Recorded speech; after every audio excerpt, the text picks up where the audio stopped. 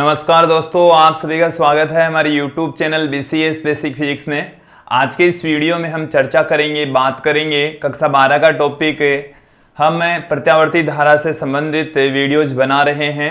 आज के इस वीडियो में हम बात करेंगे LCR श्रेणी अनुनाद की। एक LCR परिपथ है जिसमें L मतलब प्रेरकत्व, कुंडली, एक संधारित्र तथा एक प्रतिरोध श्रेणी क्रम में जुड़े हुए हैं तथा उसकी अनुनाद की स्थिति के बारे में इस वीडियो में चर्चा करेंगे। अनुनाद की स्थिति होती क्या है और अनुनाद की स्थिति में जो विभिन्न वैल्यूज हैं वो किस प्रकार से बदलती है, उनका मान क्या हो जाता है, वो इस वीडियो में आप देखने वाले हैं। दोस्तों देखिए, LCR अनुनाद कौन सी स्थिति में प्राप्त होता है, किस स्थिति में LCR अनुनाद प्राप्त होगा। तो देखिए दोस्तों, जब एक विशेष आवर्ती के ऊपर धारा का मान अधिकतम हो जाता है। LCR परिपथ में जो धारा का मान है वो आवर्ती पर डिपेंड करता है। धारा का जो शिखर मान होता है वो भी आवर्ती पर डिपेंड करता है। जो अधिकतम मान या जो हम कहते हैं शिखर मान, उसकी वैल्यू भी आवर्ती पर निर्भर करती है। तत्पश्चात एक निश्चित आवर्ती के ऊपर जो प्रत्यावर्ती धारा है उसका शिखर मान अधिकतम हो जाता है। तो उस अधिकतम मान वाली जो स्थिति होती है उसको ही हम LCR परिपथ की अनुनाद की स्थिति कहते हैं। एक बार फिर से सुन लीजिए दोस्तों कि एक विशेष आवर्ती पर, एक निश्चित आवर्ती के ऊपर प्रत्यावर्ती धारा का जो शिखर मान है वो अधिकतम हो जाता है, मैक्सिमम हो जाता है, और उस आवर्ती वाली स्थिति को ही हम अनुनाद की स्थिति कहते हैं, जिस पर धारा का मान, धारा का जो तात्क्षणिक मान है, तात्क्षणिक मान के साथ में हम बात करेंगे यहां पर धारा का शिखर मान, अधिकतम मान, उसकी वैल्यू मैक्सिमम हो जाती है। तो उस स्थिति को हम श्रेणी अनुनाद कहेंगे। दोस्तों देखिए, जब धारा का मान अधिकतम होता है तो वो कौन सी कंडीशन में अधिकतम होगा उसके बारे में यहां पर हम चर्चा करेंगे। देखिए दोस्तों, हम धारा का जो फॉर्मूला है हम जानते हैं। देखिए, धारा का जो फॉर्मूला है हमने जो लास्ट वीडियो है उसमें देखा था। LCR परिपथ में, LCR परिपथ में जो धारा की वैल्यू होती है दोस्तों होती है Im, और Im का जो मान होता है वो होता है Vm अपॉन में Z के इक्वल। और जो Z है दोस्तों वो होता है आपके पास में R square plus X C minus अक्स L का स्क्वेयर, या इसको अक्स L माइनस अक्स C का स्क्वेयर भी कर सकते हैं, का रूट। यहां पर आप देखेंगे कि जो धारा का मान है Im शिखर मान, वो अधिकतम कब होगा, जब बट्टे वाली राशि न्यूनतम होगी। और बट्टे वाली राशि न्यूनतम होगी तब, जैसे मान लीजिए कि यहां पर प्रतिघात 0 हो, कि एक ऐसी स्थिति आती है कि इसके ऊपर प्रतिघात 0 हो जाता है। देखिए दोस्तों, कब होगा यहां पर हम जानते हैं। एक चीज और देख लेंगे आप यहां पर कि जो प्रतिघात है, प्रतिघात होता है दोस्तों अक्स से लिखा जाता है, जो कि अक्स C माइनस अक्स L या अक्स L माइनस अक्स C से, इन दोनों के अंतर के बराबर लिखा जाता है दोस्तों। तो जो प्रतिघात है उसका मान 0 हो जाए, उस कंडीशन में अनुनाद की स्थिति प्राप्त होती है, क्योंकि ये वाली वैल्यू है वो 0 हो जाएगी। तो जो Z है, प्रतिबाधा है, वो न्यूनतम होगी। जब ये बट्टे वाली राशि न्यूनतम है तो ये वाली जो वैल्यू है वो अधिकतम होगी, और ये जब अधिकतम होती है तो उसी अवस्था को हम कहते हैं अनुनाद की स्थिति। दोस्तों हम जानते हैं कि जो अक्स L होता है और अक्स C होता है, अक्स C होता है 1 अपॉन में ओमेगा C और अक्स L होता है ओमेगा L। जब आवर्ती का मान बढ़ता है, आवर्ती का मान बढ़ेगा तो अक्स L बढ़ेगा, जबकि अक्स C घटेगा। ये घटता जाएगा आवर्ती को बढ़ाने पर। देखो, जैसे हमने अक्स C माइनस अक्स L किया, इसका मतलब यहां पर अक्स C बड़ा है और अक्स L छोटा है। लेकिन जब आवर्ती का मान बढ़ाएंगे तो ये तो कम होता जाएगा, ये बढ़ता जाएगा, और एक स्थिति ऐसी आएगी कि इन दोनों का मान बराबर हो जाएगा, इनका अंतर है वो 0 हो जाएगा, प्रतिघात है वो 0 हो जाएगा। उस कंडीशन में इस ब्रैकेट की जो वैल्यू है 0 हो जाएगी, जो Z है वो न्यूनतम होगा और Im मैक्सिमम होगा। दोस्तों यहां पर अक्स L माइनस अक्स C भी कर सकते हैं, अक्स L भी किसी कंडीशन में बड़ा हो सकता है। तो उस कंडीशन में आप आवर्ती को घटाइए, जब आवर्ती को घटाएंगे तो अक्स L घटेगा जबकि अक्स C बढ़ेगा। उस कंडीशन में फिर से ये दोनों बराबर होंगे, और जब ये दोनों बराबर होंगे तो उस स्थिति के अंदर जो प्रतिघात है वो 0 हो जाएगा, Z मिनिमम होगा, Im मैक्सिमम होगा, LCR परिपथ की अनुनाद की स्थिति प्राप्त होगी। दोस्तों तो अनुनाद की स्थिति किसे कहेंगे कि जब LCR परिपथ में कि जब एलसीआर परिपथ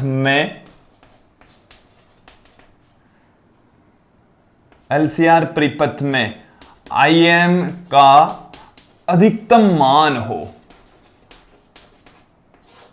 अधिकतम मान प्राप्त हो, अधिकतम मान यदि प्राप्त होता है तो उस स्थिति को हम एलसीआर श्रेणी अनुनाद कहते हैं दोस्तों। तो यहां पर हमारे पास में एलसीआर श्रेणी अनुनाद में हमने बता दिया कि एक विशेष आवृत्ति के ऊपर धारा की जो वैल्यू है वो मैक्सिमम होती है, अधिकतम होती है, और उस स्थिति को ही हम अनुनाद की स्थिति कहते हैं। अब अनुनाद की स्थिति के अंदर देखिए दोस्तों, कुछ तथ्य यहां पर निकल कर आएंगे सामने, उन तथ्यों को मैं आप लोगों के सामने पुट करता हूं। सबसे पहले तो हम तथ्य लेकर चल रहे हैं दोस्तों। पहला जो तथ्य है वो है कि अनुनाद की स्थिति में, कि जो अनुनाद की जब स्थिति प्राप्त होती है उस कंडीशन में प्रतिघात शून्य होता है। अनुनाद की स्थिति में प्रतिघात शून्य होता है, और जो प्रतिघात है उसका फॉर्मूला आपके सामने है। प्रतिघात होता है दोस्तों अक्स c माइनस एक्सएल या एक्सएल माइनस एक्स सी से पुट कर सकते हैं। तो अक्स बराबर 0 होता है, अर्थात हम कह सकते हैं कि x c minus X L equal to 0, अर्थात हम कह सकते हैं कि अक्स c और अक्स एल दोनों बराबर होते हैं। तो अनुनाद की स्थिति में धारतीय प्रतिघात और प्रेरणिक प्रतिघात बराबर होते हैं। जो अक्स c है उसको हम कहते हैं धारतीय प्रतिघात, और अक्स एल है उसको हम कहते हैं प्रेरणिक प्रतिघात। प्रेरणिक प्रतिघात कहा जाता है दोस्तों। तो ये अनुनाद की स्थिति में दोनों बराबर होंगे दोस्तों। फिर अगली जो कंडीशन है वो हम देखते चले जाएं कि दूसरा जो बिंदु है कि अनुनाद की स्थिति में प्रतिबाधा क्या होगी। प्रतिबाधा का हमारे पास में फॉर्मूला है Z equal to under root में R square plus X c minus अक्स एल का होल स्क्वेयर, और अनुनाद की स्थिति में इन दोनों का जो डिफरेंस है, अंतर है, वो दोस्तों 0 होता है। जब अंतर 0 होगा तो Z इक्वल टू हमारे पास में क्या निकल कर आएगा, R। इसका मतलब हो गया है कि अनुनाद की स्थिति के अंदर जो प्रतिबाधा है वो प्रतिरोध के बराबर होती है, और ये होती है दोस्तों मिनिमम, न्यूनतम। जो प्रतिबाधा है उसका मान मिनिमम होगा और वो R के इक्वल होता है दोस्तों, प्रतिरोध के बराबर होता है। अनुनाद की स्थिति में जो प्रतिबाधा है वो प्रतिरोध के इक्वल रहेगी, बराबर रहेगी दोस्तों। फिर यहां से इसके बाद में हम प्रत्यावर्ती धारा का शिखर मान, प्रत्यावर्ती धारा का शिखर मान, प्रत्यावर्ती धारा का जो शिखर मान है दोस्तों वो हमारे पास में Im, ये अभी हमने आपके सामने रखा।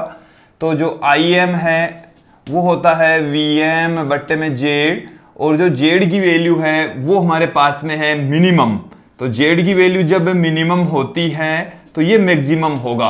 धारा का मान क्या होगा दोस्तों, Im, तो धारा का शिखर मान है उसकी वैल्यू भी अधिकतम होती है, Z यहां पर मिनिमम आ जाएगा, और Z मिनिमम की वैल्यू कितनी होती है दोस्तों, R के इक्वल होगी। तो धारा का जो शिखर मान है वो Vm बट्टे में R के बराबर होता है, और ये अधिकतम होता है। अनुनाद की स्थिति में Im क्या होता है, अनुनाद की स्थिति में Im अधिकतम होगा दोस्तों। Im की वैल्यू भी Z के ऊपर डिपेंड करती है, और Z का मान है वो आवर्ती पर डिपेंड करता है। यहां पर आप देख लेंगे कि जो अक्सी और अक्सएल है वो दोनों आवर्ती पर ओमेगा पर डिपेंड कर रहे हैं। तत्पश्चात जो जेड है वो भी आवर्ती पर डिपेंड करता है, Im है वो भी आवर्ती पर निर्भर करता है। तत्पश्चात आवर्ती का मान कम ज्यादा करने पर Im की वैल्यू भी कम ज्यादा होती है, बट जिस आवर्ती के ऊपर Im का मान अधिकतम होता है उस स्थिति को हम अनुनाद की स्थिति कहते हैं दोस्तों। तो ये जो बिंदु था कि प्रत्यावर्ती धारा का जो शिखर मान है वो कितना होगा, तो वो हमारे सामने आ चुका है Vm बट्टे में R के इक्वल। इसके बाद में भी हम कुछ बिंदु आप लोगों के सामने पुट करते हैं। चौथा जो बिंदु है कि प्रत्यावर्ती धारा व वोल्टता में कलांतर। तो प्रत्यावर्ती वोल्टता एवं हम ले रहे हैं धारा में कलांतर, धारा में कलांतर, दोनों में कला कोणों का जो अंतर है वो कितना हो जाएगा। फाई इक्वल टू हम जानते हैं फॉर्मूला टेन इनवर्स हमारे पास में अक्स सी माइनस अक्स एल अपोन में आर के इक्वल फॉर्मूला होता है। ये है प्रत्यावर्ती वोल्टता तथा धारा में कलांतर जब श्रेणी परिपथ में L, C और R जुड़े हुए हो। यहां पर अनुनादगी स्थिति के अंदर XC माइनस XL 0 हो जाएगा, तो फाई इक्वल टू कितना आ गया, टेन इनवर्स 0, और टेन इनवर्स 0 की वैल्यू कितनी हो जाएगी दोस्तों, 0 हो जाएगी।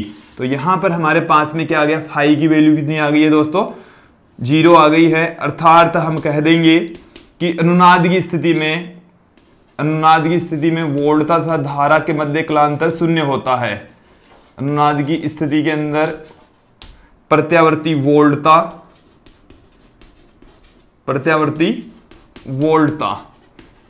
एवं धारा, प्रत्यावर्ती वोल्टता एवं धारा में कलांतर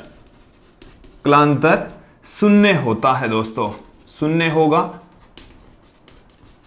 अब मैं आप लोगों के सामने एक और फॉर्मूला पुट करता हूं। पांचवा जो बिंदु है वो आप ध्यान देंगे, प्रत्यावर्ती धारा का तात्क्षणिक मान। एलसीआर परिपथ में प्रत्यावर्ती धारा का जो तात्क्षणिक मान होता है दोस्तों, वो होता है I बराबर IM sine omega T. Plus में फाई भी हो सकता है, माइनस में फाई भी हो सकता है, वो डिपेंड करता है VM और VML और VMC की वैल्यू के ऊपर। तो यहां से प्लस में फाई भी आ सकता है, माइनस में फाई, बट यहां पर अनुनाद की स्थिति में जो फाई है उसकी वैल्यू 0 होती है। तत्पश्चात जो धारा का तात्क्षणिक मान होता है वो I बराबर IM साइन ओमेगा टी के इक्वल होता है दोस्तों।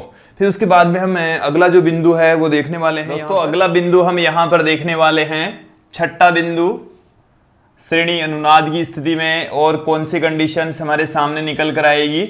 हम अनुनाद की स्थिति में जो आवर्ती है उसकी वैल्यू यहां पर फाइंड आउट करेंगे, जिसको हम अनुनादी आवर्ती कहते हैं। तो हमें अनुनादी आवर्ती अब अगले बिंदु में देखनी है, अनुनादी आवर्ती। तो अनुनादी आवर्ती देखिए दोस्तों कहां से निकलेगी।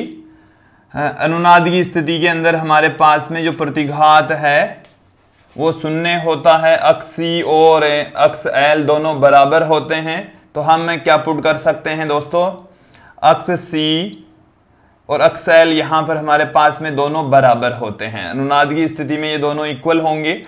अक्ष L की जो वैल्यू होती है वो होती है ओमेगा L, और अक्ष C की जो वैल्यू होती है वो होती है 1 अपॉन में ओमेगा C।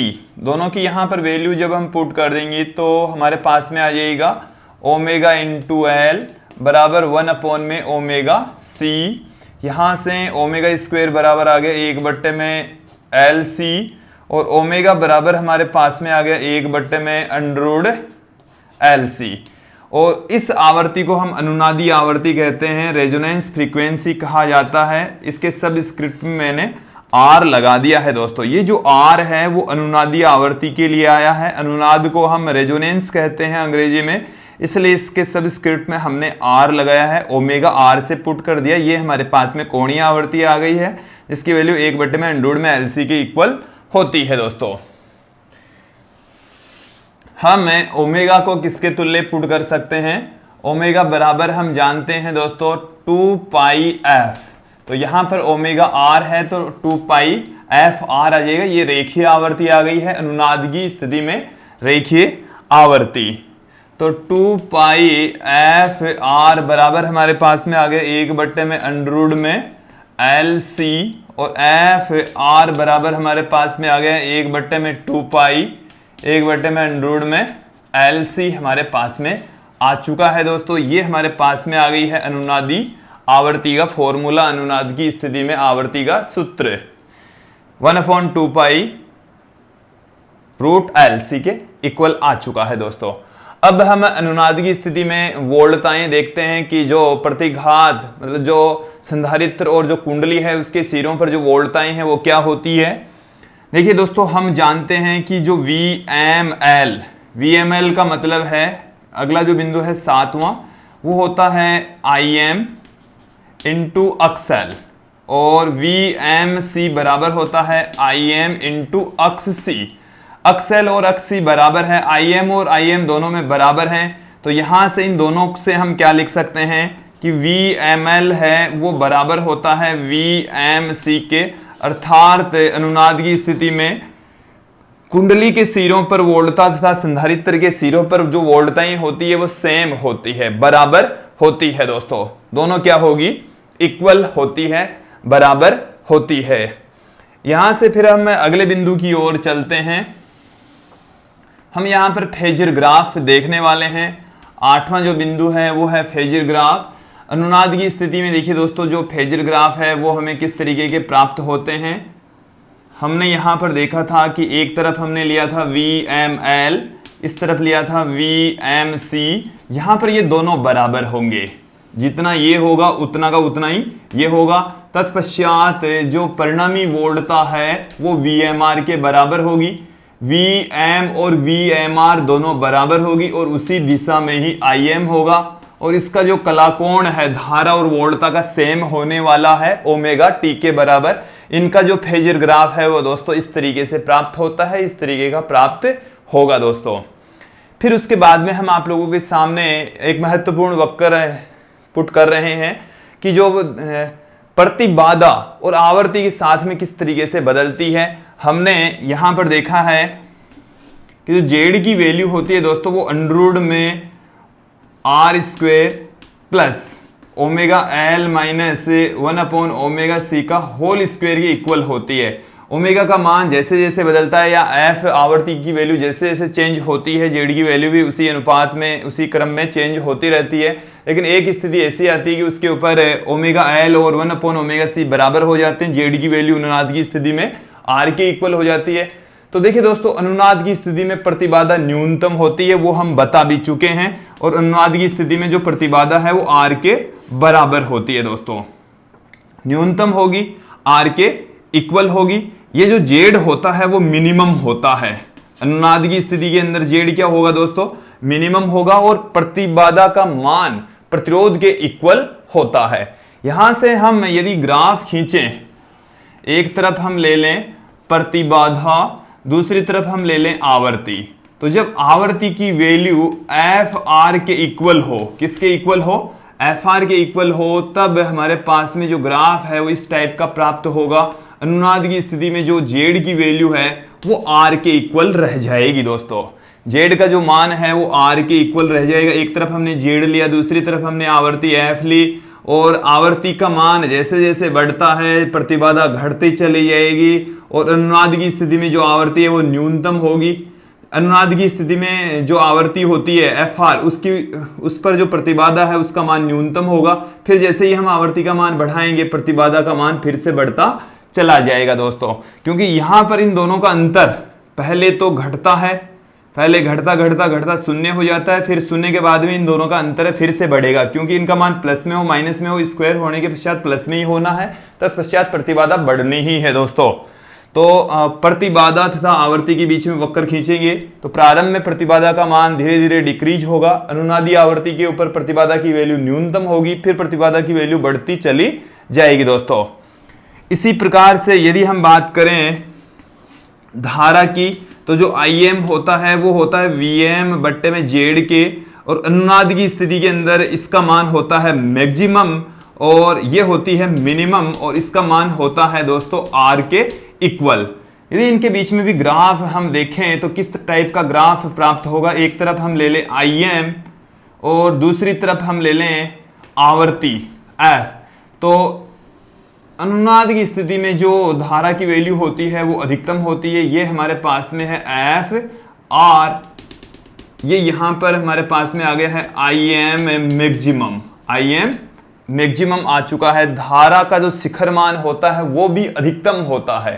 अनुनादी आवर्ती के ऊपर धारा का जो शिखर मान है वो भी अधिकतम होगा। IM की जो वैल्यू होती है वो मैक्सिमम होती है। यहां पर हमने आप लोगों के सामने पुट कर दी है कि जैसे जैसे आवर्ती का मान बढ़ेगा, तो यहां पर आवर्ती का मान बढ़ रहा था तो प्रतिबाधा तो घट रही थी। जब प्रतिबाधा घटेगी, प्रतिबाधा का मान घटेगा तो धारा का मान बढ़ता चला जाएगा। तो धारा का मान बढ़ता चला जाएगा। अनुनाद की स्थिति पर प्रतिबाधा तो हो जाती है न्यूनतम और जो धारा IM है वो हो जाती है मैक्सिमम। IM का मान हो जाता है मैक्सिमम। IM की वैल्यू क्या हो जाती है दोस्तों, अधिकतम हो जाती है। फिर अनुनादी आवर्ती से आवर्ती का मान बढ़ाते हैं तो प्रतिबाधा का मान भी बढ़ता चला जाएगा। जब प्रतिबाधा का मान बढ़ेगा तो धारा का मान घटता चला जाएगा दोस्तों। और एक अनुनाद की स्थिति के अंदर यहां पर हमारे को एक पीक दिखाई पड़ेगी, पीक मिलेगी इस वक्र के अंदर।